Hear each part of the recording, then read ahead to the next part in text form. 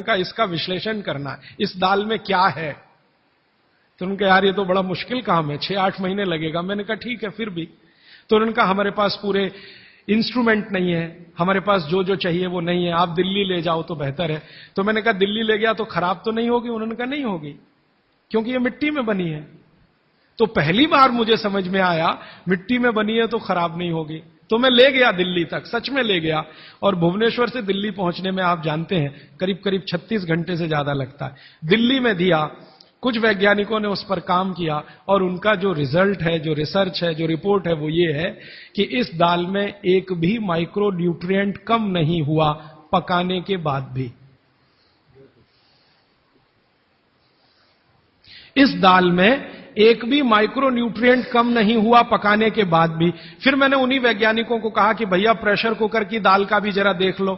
तो उन्होंने कहा ठीक है वो भी देख लेते हैं। तो प्रेशर कुकर की दाल को जब उन्होंने रिसर्च करके देखा तो उन्होंने कहा इसमें माइक्रो न्यूट्रिएंट्स बहुत ही कम है। मैं पूछा परसेंटेज वाइज बता दो।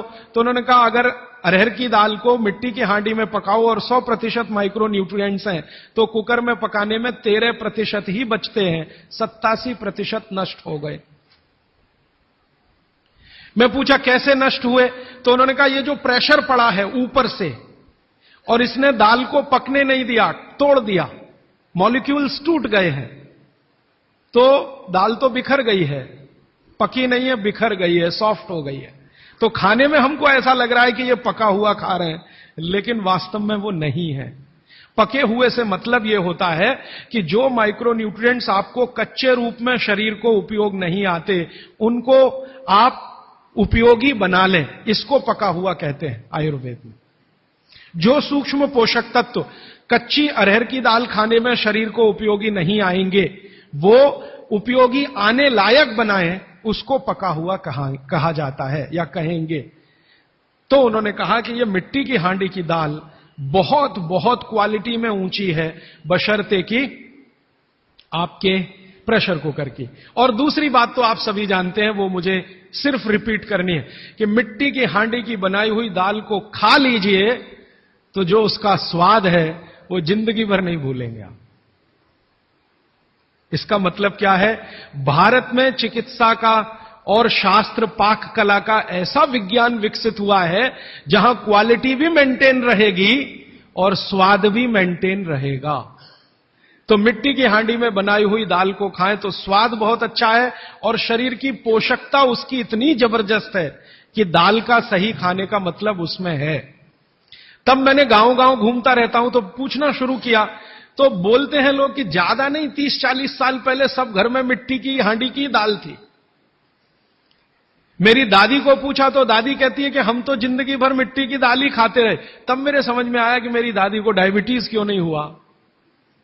तब मुझे समझ में आया उसको घुटने का दर्द क्यों नहीं हुआ। तब मुझे समझ में आया उसके 3200 दांत मरने के दिन तक सुरक्षित थे, क्योंकि हमने उसका अंतिम संस्कार किया। अगले दिन जब राखी लेने गए तो सारे दांत उसके 32 के 32 निकले। तब मेरे समझ में आया कि 94 साल की उम्र तक मरते समय चश्मा क्यों नहीं लगा उसकी आंखों पे, और जीवन के आखिरी दिन तक अपने कपड़े खुद अपने हाथ से धोते हुए मरी थी। ये कारण है कि शरीर को आवश्यक माइक्रो न्यूट्रिएंट्स की पूर्ति अगर नियमित रूप से होती रहे तो आपका शरीर ज्यादा दिनों तक बिना किसी दूसरे की मदद के काम करता है। तो माइक्रो न्यूट्रिएंट्स पूरा सप्लाई मिला दाल में। जो खाई थी उसने मिट्टी की हांडी में पका पका के, और न सिर्फ दाल पकाती थी वो मिट्टी की हांडी में, बल्कि दूध भी मिट्टी की हांडी में पकाती थी, घी भी मिट्टी की हांडी से ही निकालती थी, दही का मट्ठा भी मिट्टी की हांडी में ही बनता था। अब मेरे समझ में आया कि हजारों साल से मिट्टी के बर्तन क्यों इस देश में आए। हम भी एल्यूमिनियम बना सकते थे। देखिए बात मैं आपसे कहने जा रहा हूं वो ये कि हिंदुस्तान भी 2000 साल पहले, 5000 साल पहले एल्यूमिनियम बना सकता था, क्योंकि एल्यूमिनियम का रॉ मटेरियल इस देश में भरपूर मात्रा में है। बॉक्साइट, हिंदुस्तान में बॉक्साइट के खजाने भरे पड़े हैं।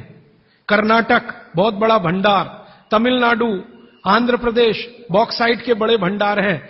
हम भी बना सकते थे, अगर बॉक्साइट है तो एल्यूमिनियम बनाना कोई मुश्किल काम नहीं है, लेकिन हमने नहीं बनाया क्योंकि उसकी जरूरत नहीं थी।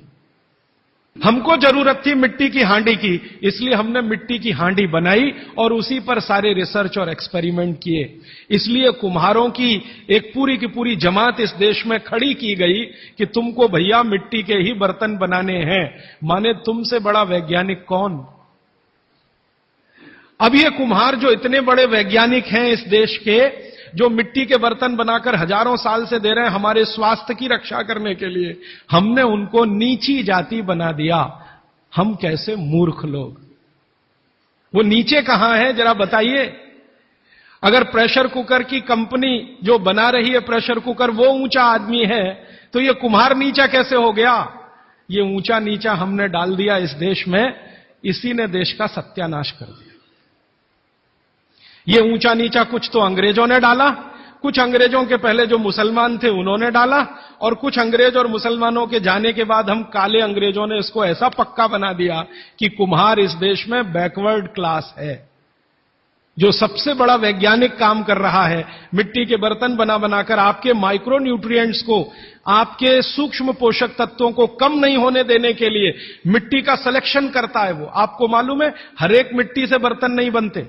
एक खास तरह की मिट्टी है वही बर्तन बनाने में काम आती है, और एक खास तरह की मिट्टी है जो हांडी बनाती है, दूसरे खास तरह की मिट्टी इसमें कुल्हड़ बनता है, तीसरे खास तरह की मिट्टी में कुछ और बनता है। ये मिट्टी को पहचानना कि इसमें कैल्शियम ज्यादा, इसमें मैग्नीशियम ज्यादा इसलिए हांडी इससे बनाओ, और इसमें कैल्शियम मैग्नीशियम कम है इसलिए इसका कुल्हड़ बनाओ, ये तो बहुत बहुत बारीक और विज्ञान का काम है।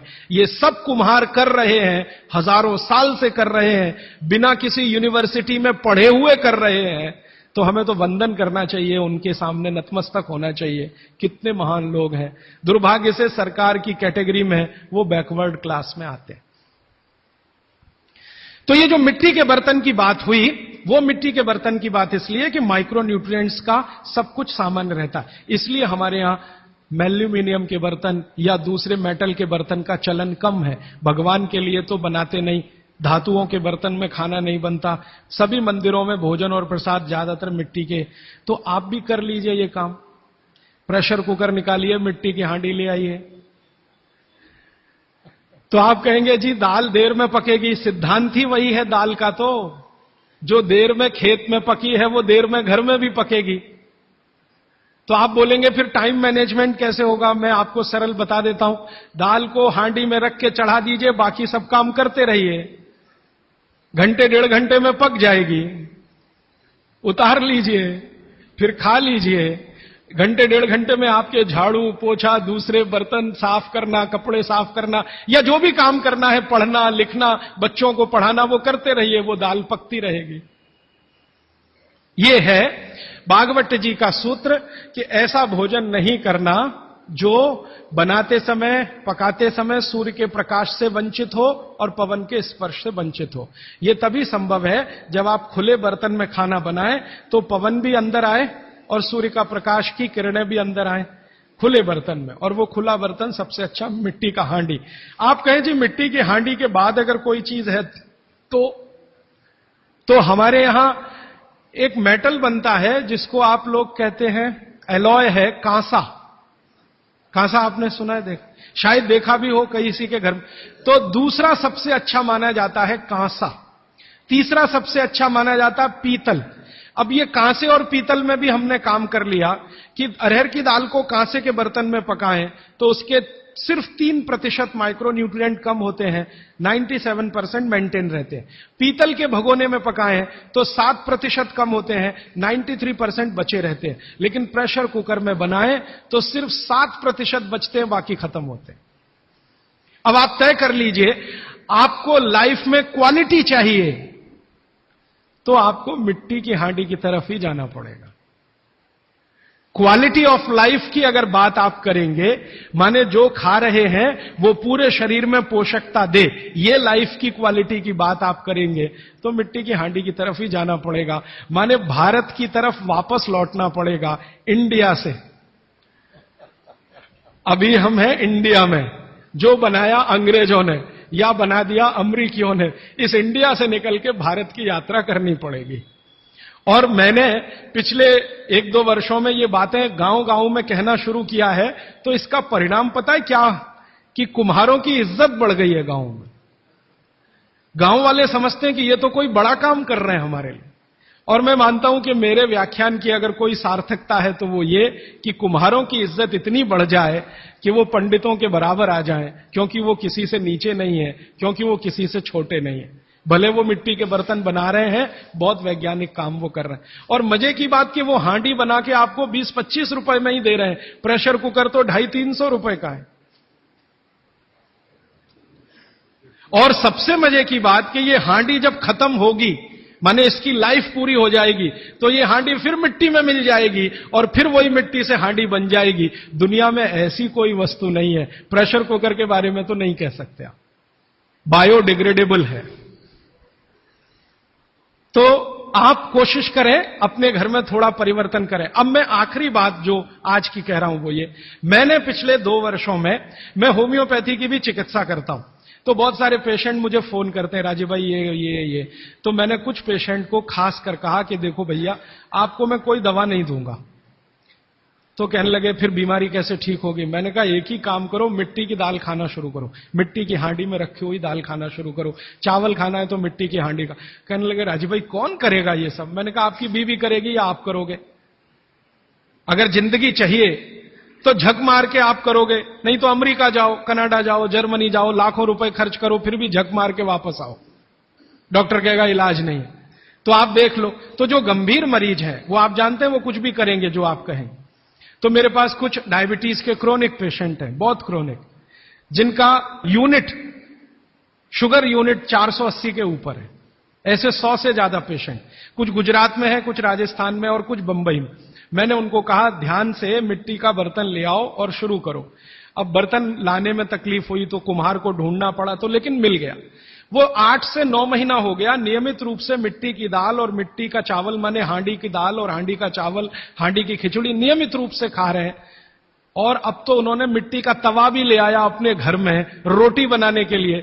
बाजरे की रोटी बहुत अच्छी बनती है इस मिट्टी के तवे पे, तो रोटी भी उसी की खा रहे हैं। 8 महीने के बाद सबका शुगर टेस्ट किया है तो 480 यूनिट वाला अभी 180 यूनिट पे है, बिना किसी मेडिसिन के, बिना किसी इंजेक्शन के, बिना किसी टॉनिक के। और होम्योपैथी की कोई दवा नहीं दी मैंने उनको।